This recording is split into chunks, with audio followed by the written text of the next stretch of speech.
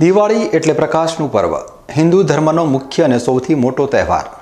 આસો મહિનાની અમાસના દિવસે ઉજવાતા આ પર્વે ઘરો દીવાઓથી ઝગમગી ઉઠ્યા છે અને સર્વત્ર આનંદનો માહોલ છે.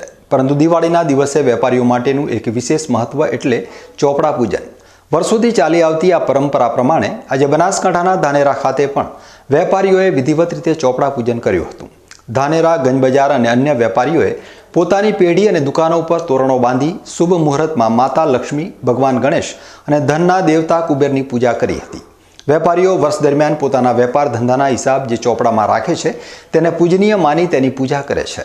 ધંધા રોજગારમાં વધારો થાય અને આવનારું નવું વર્ષ સમૃદ્ધિ લાવે તેવા આશયથી આ ચોપડા પૂજનનું વિશેષ આયોજન કરવામાં આવ્યું હતું. આજે ધાનેરા બજાર સમિતિના વેપારીઓએ પણ તેમની પેઢી ઉપર લક્ષ્મી પૂજનની સાથે સાથે વજન કાંટાનું પૂજન કરીને વિશેષ પરંપરા જાળવી રાખી હતી. સમગ્ર ધાનેરા નગરમાં વેપારીઓ દ્વારા કરવામાં આવેલું આ ચોપડા પૂજન ધંધાકીય આસ્થા અને ધાર્મિક પરંપરાનું સુંદર પ્રતિબિંબ પૂરું પાડે છે.